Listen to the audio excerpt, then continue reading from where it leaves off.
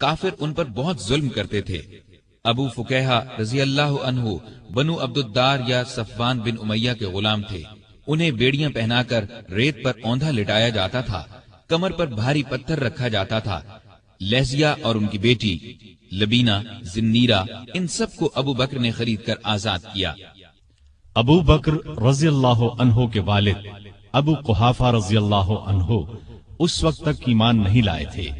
بیٹے کو اس طرح دولت لٹاتے دیکھ کر ایک دن بولے، بیٹا میں دیکھ رہا ہوں تم جن لوگوں کو آزاد کروانے پر پیسہ خرچ کر رہے ہو وہ بہت کمزور ہیں، تم مضبوط لوگوں کو آزاد کراتے تو وہ تمہارے کام آتے۔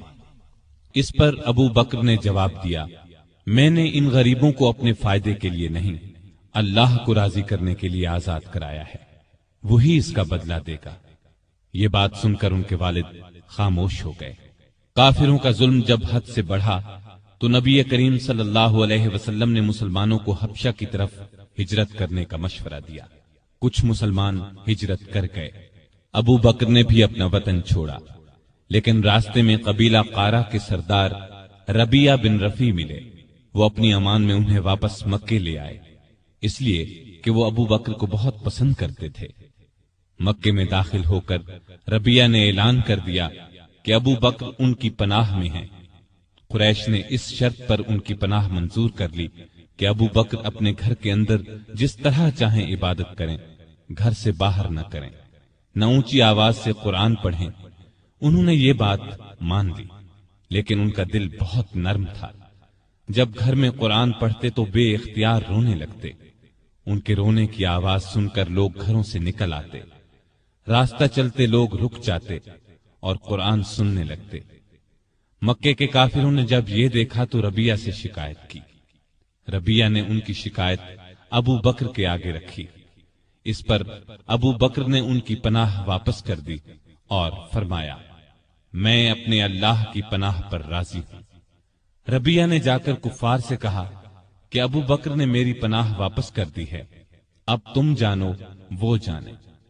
بعد میں یہ ربیہ بن رفیع مسلمان ہو گئے تھے۔ ان کی کنیت ابن داغینہ تھی۔ عرب کے مسلمان بہادروں میں ان کا شمار ہوا۔ اب ابو بکر رضی اللہ عنہ پہلے کی طرح اسلام کی تبلیغ کرنے لگے۔ رسول اللہ صلی اللہ علیہ وسلم کی حمایت میں ہر وقت جان ہتھیلی پر لیے رہتے۔ کافروں نے کئی بار انہیں شدید تکالیف پہنچائیں۔ ایک دفعہ نبی کریم صلی اللہ علیہ وسلم خانہ کعبہ میں نماز پڑھ رہے تھے۔ ایک کافر عقبہ بن ابی معیط نے آپ کی گردن مبارک میں چادر ڈال کر بل دینا شروع کیے۔ وہ آپ کا گلا گھونٹنا چاہتا تھا۔ ابو بکر دوڑ کر وہاں پہنچے، عقبہ کو دھکا دے کر ہٹایا اور بولے، تم ایک ایسے شخص کی جان لینا چاہتے ہو جو یہ کہتا ہے میرا رب اللہ ہے۔ اس پر عقبہ اور دوسرے کافروں نے ابو بکر کو مار مار کر ادموا کر ڈالا۔ ایسے اور کئی موقعوں پر نبی کریم صلی اللہ علیہ وسلم کی حفاظت کے لیے سینہ تان کر کھڑے ہو گئے، خود مار کھا لی تاکہ آپ صلی اللہ علیہ وسلم کو تکلیف نہ پہنچے۔ نبوت کے 12ویں سال معراج کا واقعہ پیش آیا۔ صبح کے وقت جب رسول اللہ صلی اللہ علیہ وسلم نے ابو جہل وغیرہ کے سامنے یہ واقعہ بیان فرمایا تو وہ مذاق اڑانے لگے اور ابو بکر کے پاس گئے اور کہا کہ دیکھو تمہارے صاحب کیسی باتیں کر رہے ہیں۔ اس پر انہوں نے جواب دیا، اگر محمد صلی اللہ علیہ وسلم نے یہ باتیں کہی ہیں تو ان کے سچا ہونے میں مجھے ذرہ بھر شک نہیں، کیونکہ سچ کے سوا آپ کی زبان مبارک پر کوئی بات نہیں آتی۔ پھر خود آپ کے پاس آئے اور پوچھا، اے اللہ کے رسول صلی اللہ علیہ وسلم، کیا واقعی آپ نے ایسا فرمایا ہے؟ آپ نے فرمایا ہاں۔ یہ سنتے ہی ابو بکر نے عرض کیا، جو کچھ آپ نے فرمایا میں اس پر ایمان لاتا اور تصدیق کرتا ہوں کہ آپ بالکل سچے ہیں۔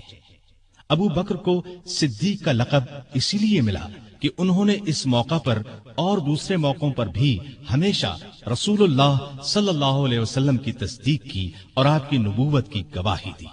پھر جب کافروں نے نبی کریم صلی اللہ علیہ وسلم کو قتل کرنے کا منصوبہ تیار کر لیا تو اللہ تعالیٰ نے آپ کو ہجرت کی اجازت دے دی۔ آپ ابو بکر کے پاس آئے اور انہیں بتایا، مجھے ہجرت کی اجازت مل گئی ہے۔ یہ سن کر ابو بکر نے عرض کیا میرے ماں باپ آپ پر قربان ہوں، کیا مجھے بھی آپ کے ساتھ چلنے کی اجازت ہے؟ آپ نے فرمایا ہاں۔ یہ سن کر ابو بکر اتنے خوش ہوئے کہ رونے لگے۔ عائشہ رضی اللہ عنہا فرماتی ہیں کہ اس روز مجھے پہلی بار معلوم ہوا کہ کوئی شخص حد سے زیادہ خوشی سے بھی رونے لگتا ہے۔ پھر ابو بکر نے عرض کیا مجھے اندازہ تھا کہ آپ ہجرت کریں گے، اس لیے میں نے 2 اونٹنیوں کو کھلا پلا کر تیار کر رکھا ہے، ان میں سے ایک آپ لے لیں۔ آپ نے فرمایا لیکن میں قیمت دے کر لوں گا۔ ابو بکر خاموش ہو گئے۔ رات ہوئی تو آپ علی رضی اللہ عنہ کو اپنے بستر پر لٹا کر گھر سے نکلے۔ اللہ تعالیٰ نے کفار کو اس وقت اندھا کر دیا، وہ ننگی تلواریں لیے گھر کو گھیرے کھڑے تھے کہ جو ہی آپ باہر نکلیں گے کام تمام کر دیں گے۔ آپ قرآن مجید کی آیات پڑھتے ہوئے باہر نکل آئے، سیدھے ابو بکر کے گھر پہنچے۔ وہ پہلے ہی تیار بیٹھے تھے۔ رخصت سے پہلے انہوں نے اپنے بیٹے کو ہدایت کی کہ رات کو آ کر خبریں سنانا، ہم فلاں جگہ ٹھہریں گے۔ اپنے خادم عامر بن فہیرہ کو ہدایت دی کہ وہ روزانہ کی طرح بکریاں چرائے اور رات کو ان کا دودھ ہمیں دے جایا کرے۔ پھر ابو بکر گھر میں موجود تمام نقدی ساتھ لے کر نکل پڑے۔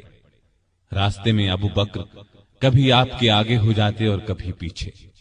آپ صلی اللہ علیہ وسلم نے وجہ پوچھی تو عرض کیا جب مجھے خطرہ ہوتا ہے کہ آگے سے کوئی دشمن نہ آ جائے تو آپ کے آگے چلنے لگتا ہوں، پیچھے سے کوئی خطرہ محسوس کرتا ہوں تو پیچھے ہو جاتا ہوں۔ اس طرح دونوں غار ثور میں پہنچے۔